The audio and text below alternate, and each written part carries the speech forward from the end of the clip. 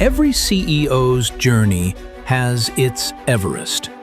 The moments when the path forward feels steep, uncertain, and alone. With Sherpa CEO coaching, you don't climb alone. Our experienced coaches are your guides, helping you break through barriers, sharpen your strategy, strengthen your leadership, and build a team that can carry you higher. With tailored one-on-one coaching, strategic planning, and real accountability, your summit is within reach. Sherpa CEO Coaching, your guide to confidence, clarity, and extraordinary business growth. Get coached and learn more at sherpaceo.com.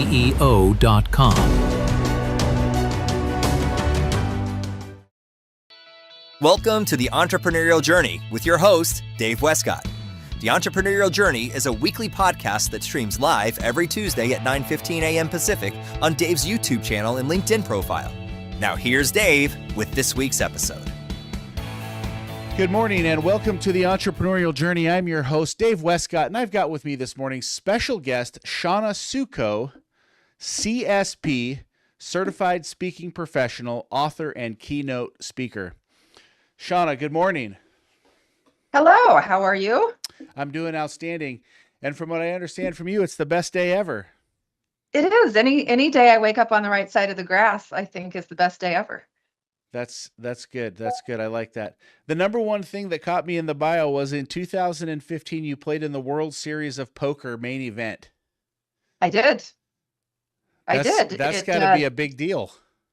It was a huge deal. I don't like to talk about how I did. I'm obviously not a multimillionaire. So it didn't end well for me, but it was a really cool experience. Wait a minute, you got there though. I did. I won a satellite to get there. Super cool. I mean, that's an impressive thing. There was a guy that I worked with years ago, and his goal was always to get to the World Series of Poker. He'd go play in poker all the time. So you got a good poker face. I do, and people don't know how to read me, so that's a good thing. All right, so people can't read you. You got a good poker face. That means you're good at bluffing, reading the room, right? What got you to the world? I mean, what were some of the tips that got you there? Just super exciting to talk to somebody who's been to the World Series of Poker. Complete and utter dumb luck, I will say. I wasn't even supposed to play in that satellite, and they had an extra seat. It was free, and they said, "We have an extra seat. Do you want to play?" And I said, "Sure." And I knew just the basics. Really? At that point. I ended up winning through serious dumb luck the whole tournament, the whole satellite. And then I had a year until the 2015 tournament in July, the main event. And so I studied like it was my job because I'm super competitive. And I actually got really, really good. And I haven't played since. Huh. All right, well, that's cool. So the gambling bug didn't get you. You're not stuck in the casino floor room at Vegas. You shook the bug and you played in the World Series of Poker and you had a great thing. And that's a good that's pretty cool. All right, cool. So you're also you're a former corporate buyer who spent 15 years making high stakes purchasing decisions. That kind of goes in line with playing poker. Yeah, it's all about negotiation and body language. And I guess, I never really thought about that. But yeah, that did help me in my year of playing poker dangerously. Yeah. How do you go into a negotiation? As informed as I can be.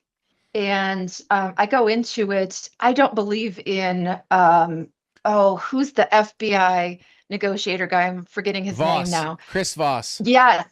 Yes, love his book, but I don't fully agree with I have to get out of there with every single thing that I want. I want it to be a relationship, and so I want it to be a win-win. But I want to win the things that I want to win, and I need to know what they want to win because they're often different things. Oh, that's pretty cool. So how do you determine what they want to win? I do as much research as I can beforehand. And then just talking with them, I am one to just ask, what's important for you in this? What will make you look like a rock star if you come out of this negotiation with, what will make you look good? What will make you happy? Find out who the stakeholders are, who are they trying to impress? and try to make that happen on both sides. We've got a negotiator. We've got a World Series poker player. And then finally, when you're 21 years old, you get charged with bootlegging. I did. I did. That was a real thing. I went to college in a really small town with one cop, and he arrested me for bootlegging because I was charging people $5 a cup to come to my party. And I had a keg and they could just go fill up. But he thought he took that as reselling alcohol. Oh my gosh. He drummed up he was bored, drummed up a bootlegging charge, but it makes for a really fun story these days. That is a good story. So $5 a cup, that sounds like you were making some good money. Back in the day, yeah. I mean, it paid for the keg and the party room, and yeah, I probably had extra left over. That's pretty cool. So the charges got dropped? Yes. I had to go to court. So dumb. Yeah, it got dropped. That's awesome. So a negotiating, poker playing bootlegger. Yeah. This is why you're a keynote speaker and an author, because you have so many amazing things. I mean, I don't know that we've had any one of these on the show, Ralph, and we've had thousands of people we've talked to. I went back and looked at all the bios, so how and I never lucky saw are we that. to have you on the show today? Isn't that a lot of fun? So you're a consumer behavior expert, keynote speaker, and author who helps small businesses stand out, build trust, and become unforgettable in a crowded marketplace. What are some of the things that you do right off the bat when working with a small business to help them do these things? How do you help a business stand out in a very crowded marketplace? Well, what I find, I would say 90% of small businesses, well, first of all, they didn't get into their business to be a full-time marketer. That's not their passion unless they opened an agency. They're an auto mechanic, or they're a baker or whatever, and they just want to do their thing. And what I see happening is they follow the pattern of their competitors in how they should look, how they should market, how their website should be, and they end up looking like everybody else. And so first I figure out what's different about you. Do you really want to be for everybody, or do you want to be for your exact right customer? And how do we tell those stories? Because the stories are what matter today. I love that. Don't follow the pattern. Tell your own story. Be your own voice. Yeah. I love that. I think that's really, really cool. And so when you work with them, how do you help them find out like if it's a baker or a lawyer or whatever it is, how do you help them find out what that voice is? Well, I take all of their professionalism and I put it into a ball, and then I throw it into the trash can. Okay. And we start there because since COVID, we've become, as a society, far less professional. I'm not saying be a complete, drunken, unprofessional dolt. I'm not saying that. I'm saying that is no longer the baseline that everything should be built on. We need to be built on a human foundation that is built on connection today, because that's what we are all starved for. And the more AI comes along, even more so that's going to be true. So we're looking for something real. We don't have time for BS, and we don't have time for perfection and polish today. It's just tell me the things that I need to know and help me make the right decision. And the higher the purchase, the larger the stakes are, and the more that matters. I like that. But, even if we're talking about a cupcake, do you go to the closest bakery if you need something for a birthday party? Maybe. Or if it's a really special occasion, would you drive across town to the one that is going to really deliver? And it depends on what the stakes are.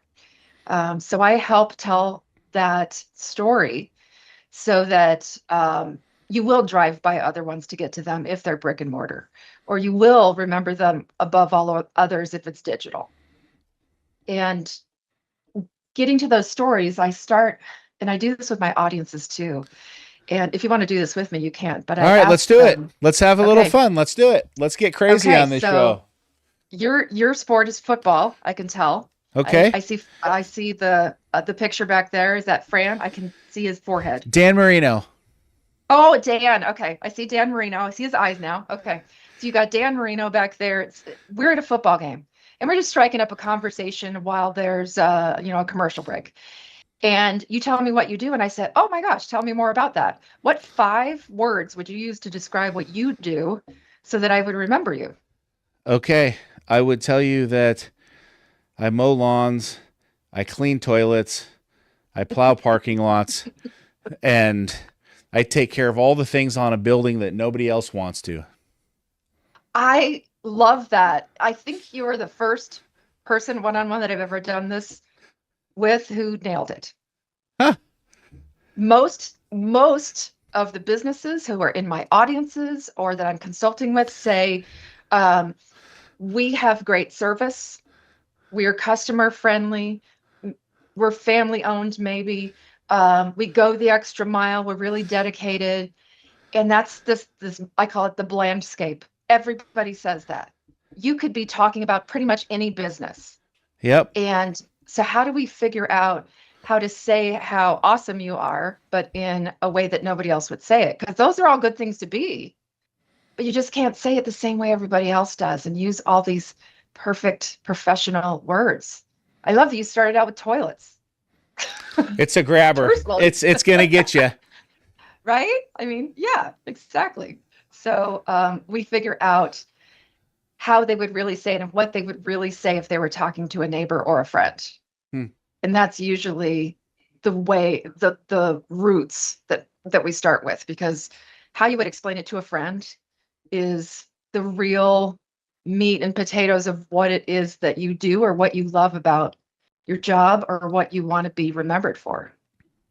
And then I help them turn those into micro stories. And so my micro stories, when I'm like with somebody with like you or going up on a stage, I throw in 3 random facts about me.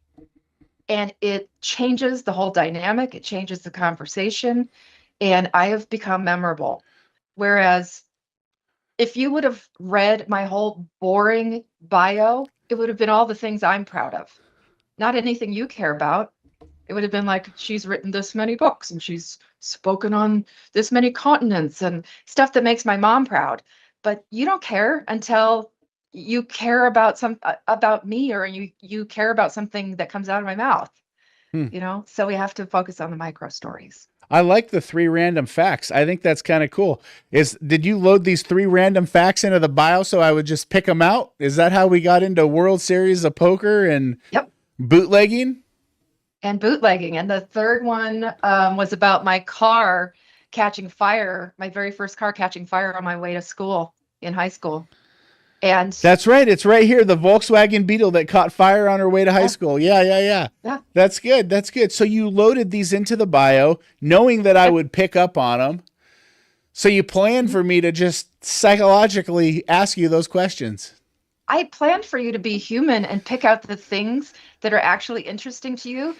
I noticed you didn't mention my designation. You didn't mention the title of my new book, because that's like everyday stuff that probably every one of your guests has a title or a book or a something. You went to what's different about me. And those are the things that make me memorable, so that you then care about me as a human and you start to pay attention, and we have this vibe that wouldn't have happened if I would have given you this blah, blah, blah, boring. And your listeners too. As a podcast listener, I fast forward over all that. I love it. I love it. I love it. I think you're so on point. I was at a Amazon Accelerate program, and they had, it's for small disadvantaged businesses. And I listened to probably 150 different business owners, everything from popcorn makers to janitors, trying to sell to Amazon. And you bring up on this big stage, and they've got this auditorium filled with people, and there's an Amazon panel down below. It's kind of like a Shark Tank, but for Amazon. And they got the Amazon panel there, and then you've got all these people. It's a full auditorium. It was at a college down in Birmingham. And I'm going to tell you what, that after about the 5th person, I played Bubble Breakers on my phone because I was so bored. Every single person was saying the same story. Some people didn't introduce themselves. I couldn't tell. At the end of it, I couldn't remember who did what. I mean, there was no distinction, no anything. And it's exactly those things that you said. Oh, we're family owned. Oh, we've been in business since 1924. Oh, we're blah, blah, blah, blah, blah, blah, blah, blah, blah. We're the greatest customer service in the world. And it's true. Not one person, I like to think, except for myself, stood out and made a difference. But I think that's so true. And this 3 random fact thing, I really like that. I really think that's something cool, because that is true. That is true. All right. So how do you get to those 3 random facts? What do you mean? If I'm working with like a business? Yeah, if you're working with a business and you're creating these micro stories, how do you flush these micro stories out of them? I don't know where I got this gene from, but I am an amazing interviewer. I maybe should have been a journalist or something. I don't know.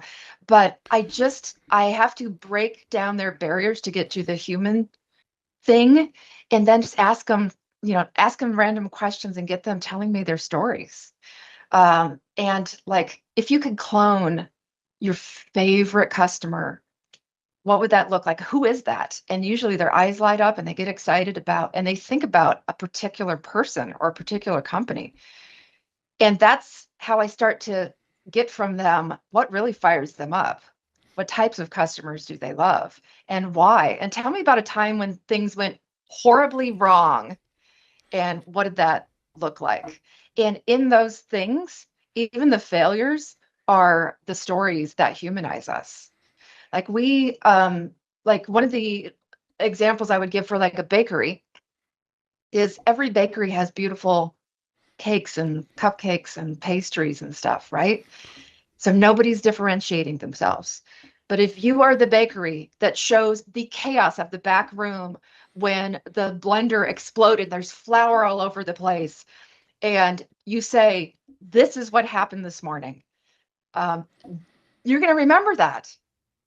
That's the one bakery out of 100 that's going to stand out because they pulled off the corporate veil, the professionalism, the polish, and they just said, hey, this is what happens sometimes as we're making our magic happen on the other side of the counter.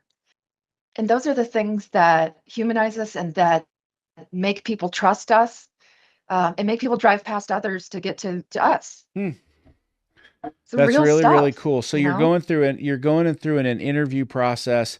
You're pulling out things that went wrong. You're pulling out what their favorite clients are, and you're extrapolating all this information, and you're helping them create these 3 random facts. Yeah. Well, that's just for me if I am like on a podcast or if I were up there on stage at that Amazon thing. But absolutely, everybody would get off their phones and go, what did she just say? That's what I want when I'm on stage. Everybody's on their phones as I'm getting introduced in that first kind of paragraph that establishes the boring credibility. And then as soon as they start reading off whatever random facts that I have thrown in for that audience, people get off their phones. And that's what I want, because then it's a level playing field and they're open to what I have to say. Otherwise, I have to fight hard for that. Like being one out of 150 Amazon people, I don't want to start at a disadvantage. And small businesses don't want to start at a disadvantage either. So it's not just the 3 stories, but as many stories as they can tell. And it's not just a finite resource. I want them telling their stories all the time. All the time, and not just at work. If you're a business owner, and especially if you own a micro business or you're a mom and pop, you got to humanize yourself outside the office too. Like if you're a realtor, there are a lot of realtors out there. Why you? Oh, well, I have a great track record. So does everybody else. Everybody says that. Well, I really work hard for my clients. Everybody says that. So how can you humanize you so I remember you? And that's what I help pull out of them, because everybody says, I don't have any stories. Yes, you do. What's the picture of you on your shelf back there? How did you get that picture with him? And what is that award for? And, I hate the fake backgrounds. Mm-hmm. They're so impersonal. I love when people have personal things on a Zoom call or something like that, because those are micro stories behind you. They don't have to be spoken. Yeah. They can be shown. And that I tells me love about that. you. I love that. So speaking of what's behind you, what is the medal around the book? That is when I earned my CSP, my Certified Speaking Professional. That is the highest designation you can earn as a speaker. And it takes 5 to 10 years. It's like a master's. And I am more proud of that than I can't even think of like any other award I've been given Huh. than that. And so yeah, That's that's pretty important to cool. me. That's pretty cool. That's And, pretty cool.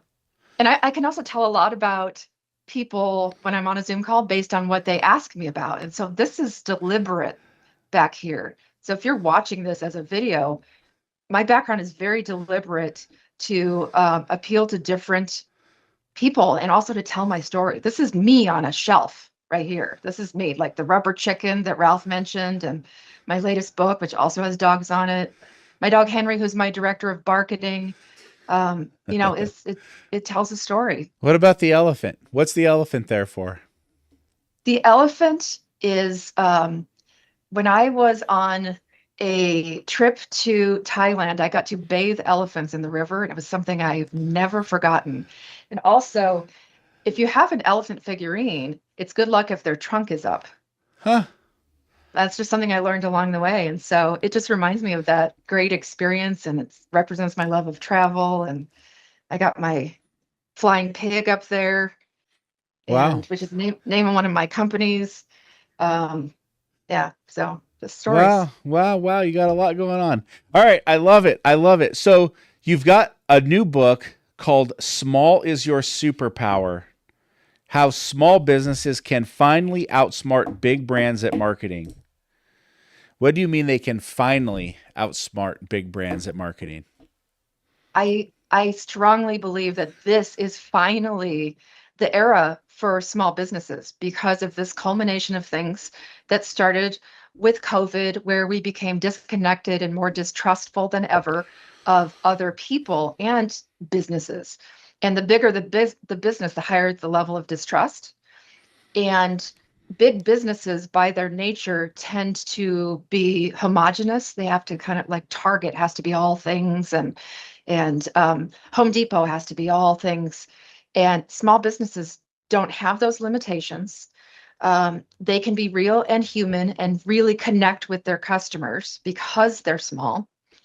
And they can tell human stories, which is what customers are craving today. Is, like I said, no BS. I want to know who you are, even if I'm only buying a cupcake or a hammer or whatever. And Home Depot can't do that. They try. They try to humanize themselves, but they're a big giant corporation. And there's also this trend toward like boycotting the bigger the business and really supporting small. And so small companies that try to act big are at a huge disadvantage because they should own their smallness now. It's a huge asset to them now if they know how to unlock that and they have the bravery to step out of the comfort of their professional social media and their professional website and their default to being all things to all people. That's So cool. it's their era. It's their era. That's cool. How does one go about untapping that? How does one go about, pulling that out of themselves? Giving yourself permission. So I work with startups to, well-established companies. Like I like the niche from startup to about 5 million. And I have a special place in my heart the smaller they are and the newer they are because I've been there. And it's about um, giving themselves permission to not start out right out of the gate, especially trying to be in business for anybody that has a dollar to give them. Hmm. But rather, if you could work with one type of customer, who would it be? Who would it be for you? Like, who would you clone if you had the ability to clone one type of customer? Who would that be for you? I would work with somebody who pays well, That who doesn't exactly. complain, That's a given. who genuinely wants to improve in their space. I mean, like Yeah. I think that you'd list out the top 5 things. You'd go through and you'd pick out the top 5 attributes, and then I think I'd go through and score them on those. And I'd say, I might not get all 5, but if I get 4 of them, that's a win. And I got to have at least 9 to 10s on these. And if I don't get 9s to 10s on these, then they're not the right customer. And I would say, how much can I grow with that customer? What's my potential ROI with that customer? Why do they pay their bills on time? Are they easy to work with? Are they responsive? Do they treat me the way that I treat them? Meaning, clients want you to respond to them all hours of the day, 24 hours a day, 7 days a week. But when you want something from them, you can go a week without getting a response, right? So, Yeah. like I would be looking at those things. What are the payment terms? Just because they paid fast, were the payment terms in a world that was going to help me be successful or not help me be successful? So I think I would look at those things, and I would put those into the queue, and then I would rate them on an ABC level, and I would know that I probably want to cut the bottom 10% of customers every year, because those don't help me grow. It's kind of like the red light, green light, yellow light. I can probably get a yellow light to a green light, but there's no way I'm getting a red light to a green light. And we spend so much time focusing on the red lights that we neglect the yellow lights, and we lose them, and we can turn over the green lights. I think I would do something like that. Yeah. The red lights are a pain in the butt, and they take more time, and they're not as worth it, and they're not as enjoyable. At the end of the day, the older I get, I want to leave a legacy.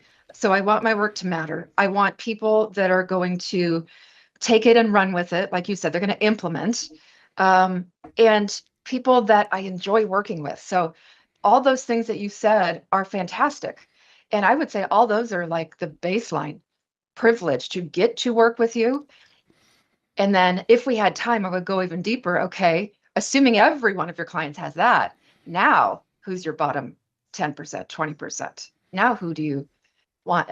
Who's your top 20 and who's your bottom 20? What do you want more of? And we would drill down and figure out who are they and how can you change up your marketing so you're only talking to those people and they recognize themselves in what you're saying, and like attracts like. And the more they love working with you and you're the guy and they vibe with you, the more they're going to tell other people about you, the more they're going to stick with you. They're not going to be a pain in the butt.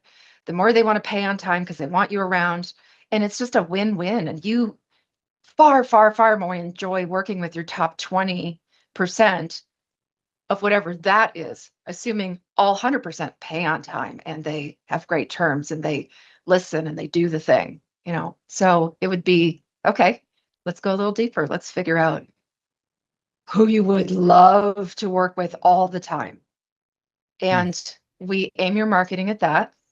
And it takes a little bravery. And but the people who have worked with you and love you, they're not going to go away. It's not like they're going to stop working with you. So you get to keep all those. And there are others who will come to you even if they're not fitting that exact profile, and then you get to decide. So it's not saying you are saying no to the other 80%. You can still say yes. Like I still every now and then say yes to a client I normally would say no to who wants me to come and speak because of different factors. Like, is it a location I want to speak in? Are they a past client that maybe can't afford my fee now, but I give them a break because of what the work that they're doing or the relationship that we have or the spinoff I'll get from that. And so it's other factors. So, but we can drill down to who our exact right customers are, and then everything gets better. But drilling down to the right customer is so important. And I really like the other thing that you said, you're not trying to be all things to all people. So, focus on who you are, focus on what you do best, and identify those customers that are really, really important. Okay, so you talk about something called the sandbox theory. Yes. Tell us a little bit more about that. I am guilty of this myself. Over the years, I've done this too. So big corporations have this sandbox that they can afford to be in. They have massive marketing budgets and they have huge teams. And small businesses, when I was a newer speaker, I had like really established, really well-known, famous speakers that I held up and I was like, oh, if I could be like them someday. And so what did I do? I made my website look like theirs. I made my language sound like theirs. I made my photos look like theirs. I tried to be just like them, thinking that would give me the same level of success. But I can't be the next Mel Robbins or Tony Robbins. They already exist. And so when I decided I can't play in that multi-million-dollar sandbox, like if I'm a small, let's go with the auto mechanic again. I'm not Goodyear. I'm not Chevy. So why am I trying to advertise, to market, to sound like them when I should instead be in my own sandbox with different rules, with the budget I can afford and the team that I have, and stand out on my own rules? Because I can never win against their budget and their size team playing their game. You have to play a different game. And the game now is it's okay to be Joe's automotive repair as long as you have a great story or you have a great niche. People will drive past Goodyear and Chevy to get to Joe if they like what Joe stands for, the work that he does, or they have a special car and he's not afraid to say, I only work on classic cars. You'll drive your classic car an hour to go see Joe. And you're going to That's pay true. more per hour to Joe. So Joe becomes like a neurosurgeon as opposed to a general practitioner. And the general practitioners are the Chevys and the Goodyears that he can't compete with. So why try? Wow. I love You know? that. You are So on point over there. I love thank that. you. You know what I'll say is that I can relate to that in my own entrepreneurial journey. And I would say that in that journey, starting out, when you're making that first website or you're, doing whatever you're doing, you don't know what to do. You don't know who to be. You don't even know how to be it. Sometimes you don't even know the words to say that are about it. I have no idea about, you don't even know. And so I Right. think you copy, right? At Yep. Harvard Business School, they call it rip off and duplicate. They probably call it that at other places as well. But, Right. but you rip off and duplicate, and then you rip Fake off it and till you make duplicate, it. fake it till you make it. But then you find out that the things that they stand for aren't really what you stand for. And so you get part of your identity by copying, and then you figure it out and you say, wait a minute, this is me, this is who I am. And as you peel back the layers of the onion, you become Yeah. more who you are. You become more who you want to be, and you learn and discover what types of things you want and don't like. But it's great to have that coach in the corner that's helping you drive there faster, because the years that you waste, right? You waste so many Oh my years gosh. being somebody else, and what you're doing is you're providing that shortcut. So instead of it taking me 5 years to figure out who I am, I could get it done in 6 months or a year by working with you and getting me Yes. there, right? That's the Yep. benefit. Yeah, exactly. And that sometimes that takes bravery too, because it's a leap of faith when you're just starting out to work with someone like you or someone like me. And that's a leap of faith too. And so even more so, you have to make sure that's a good fit, Yeah. so that you are motivated to do the things and to take the leaps of faith that you need to take and get there quicker. Because if you find the right coach, it shouldn't be perfectly comfortable all the time. You should feel challenged Yeah. and You should uncomfortable, definitely feel challenged. you know? You should definitely feel So challenged. I think that's good. So what do you think is the biggest challenge that's on the horizon as we're speaking about challenges? What do you think the biggest challenge on the horizon for small businesses is? in the marketing arena, I think so we're moving from search engine optimization to generative engine optimization. So from SEO to GEO, and GEO is AI. And AI does not look for your keywords. They look for your whole body of work, and they look for your case studies and the questions that you answer, and are you an expert? And so it's going to be a challenge for brand new entrepreneurs because they don't necessarily have that body of knowledge yet, or they do and they're not telling the story well. But for every established business of every size, it's going to be an issue because in the past we were findable like what would your keywords be that you would like, what are your keywords on your website that you want to be findable for? Snow plowing, janitorial services, landscaping, not the sexy words like I clean toilets and mow lawns, but the words that we think they're going to pull, from the, exactly. From the website. And now with generative engine optimization, with GEO, we have to answer questions and alleviate fears and be guides. So you would change landscaper near me or property management company near me. That's how we used to be found. But now it would be something like, how do I handle my first multifamily apartment as a new owner? Or how do I find a good landscaper? What should I look for when I'm hiring a new company to come and clean my office building? So we need to now focus on the questions and the answers and no longer the keywords, because GEO is not looking for keywords. That's the very basic thing, but they're looking for so much more, and they're looking for context. And it's hugely dangerous to small businesses, but any size business really, if they say, oh no, we're on the first page of Google. Even Google is using GEO at the top.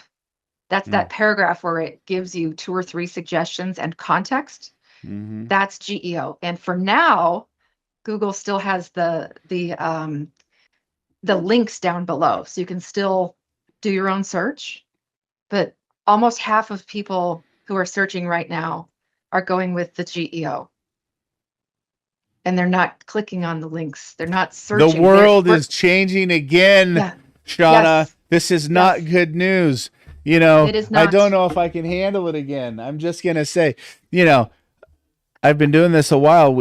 I really enjoyed the world of the phone book. If I could start over again, I would literally go back to phone books. It was the best. So much easier. It's like you get your 3/4 page ad. It's in full color. You pick the areas you want. It's the biggest. It's the brightest, and your phone just rings. Yeah. Or your AAA. That's right. CEO. That's right. That's right. AAA. That's right. That's right. AAA. I like that because you know what? It was just so simple. And then what did we do? We said, all right, we're going to do email. I remember when I got my first email, I thought, oh my God, I don't want this stupid email. Then I got customers and I was like, I guess I got to do email. Yeah. Then we did a website. Now you're back to, stupid email again. I know. So much of it. I know. It's just, I checked my email this morning. I had 49 emails and every single one of them was some sort of junk. Yeah. It's awful. Oh, we are getting into a new age. We are getting into a new age. GEO. This is the new world we are living in. And I believe it. I believe it's true. I believe it's true. And these things change so fast. And if you're not on the cutting edge of that, if you don't position your business, you're really, really in trouble. You are really in trouble. So, Shawna, how does somebody get to work with you? What do they need to do? I mean, you are exceptionally bright. You have incredible stories. You're so fun to talk to. How does somebody work with you and get involved into your program? They can go to thebuyerinsider.com. I also, if they just are looking for free resources, I've got a vault there with tons of free resources, including a GEO 90-day plan. It's free. It's just a checklist. It's a guide, because I think it's huge. Or they can find my podcast, which is called Underestimated, the Small Business Advantage podcast, wherever they listen to those. But yeah, reach out to me. I would love to even just hop on a discovery call and see if we're a good fit, if that's something that you need. I think that's awesome. I'm going to go download the GEO 90-day deal. I'm gonna go to the Buyer Insider. I love the name of the website. That's really catchy. I love that. So do yourself a favor, connect with Shawna, get with her on what she's doing. Absolutely incredible stuff. Get her book. I'm guessing it's on Amazon. Everything's on Amazon. All right. So, go to Amazon. There's a plug for Amazon. And small is your superpower. Get the book, check it out. And, you'll be doing yourself a favor. Are you on LinkedIn, Facebook, Instagram? Are you on any of the social media stuff? I'm primarily on LinkedIn and Facebook. I have consciously let go of every single platform, and that's advice that I give as well. Small businesses just don't have time to be everywhere. Otherwise, they're diluted. Yeah, that's true. That's very, very true. So you're on LinkedIn and Facebook. So if someone wants to find you, they just Shawna, Suckow. That's it. All right, there we go. They'll get with you and they'll follow you on there. And you've got good content on there. I'm sure you've got exciting stuff that you're sharing with the world. Yeah, I'm super excited for this era that we're in. You're excited. I'm feeling a little bit not so excited, but that's okay. It's just it's another mountain to climb in the small, but see, you've already got it dialed in. You've already got the 90-day plan on the website. You're already advanced with it. Me, I'm just learning about GEO today. So I'm like, it's got to be a new thing. So I'm glad I learned something new today. All right. I've got one final question for you. We've got a big billboard, a whiteboard on the side of the road. You can share one word, one phrase, one sentence with everybody in the world. What do you want to share today? Please avoid the Blandscape. Please avoid the bland. I love that. Landscape. That's right. Make yourself unique. That's a good word for you. You're in landscaping. I am. Feel free to use that. I'm gonna steal that one. I also like the barketing. Thank you. Yes. Right. I stole that from earlier on. That was awesome. You're welcome to it. Well, listen, thank you very much for being on the show. This has been a lot of fun to hang out with you. Likewise. Today. This was so lively. Thank you. You're a great host. Oh, I try to have a good time, but it's easy when I've got someone as good as you. So it makes all the work a lot of fun. So thank you very much for being on the show. My pleasure. Has been the Entrepreneurial Journey. I'm your host, Dave Westcott. We are back 9:15 a.m. Pacific Standard Time every Tuesday. If you like this show, give us a like, give us a share, drop your comments into the comment box. We'll get back to you. Shawna, thank you so much. And hopefully I'll catch a keynote somewhere down the line. Thank you. That'd be awesome. Have an awesome day. You too. Every CEO's journey has its Everest. The moments when the path forward feels steep, uncertain, and alone. With Sherpa CEO coaching, you don't climb alone. Our experienced coaches are your guides, helping you break through barriers, sharpen your strategy, strengthen your leadership, and build a team that can carry you higher. With tailored one-on-one coaching, strategic planning, and real accountability, your summit is within reach. Sherpa CEO Coaching, your guide to confidence, clarity, and extraordinary business growth. Get coached and learn more at sherpaceo.com.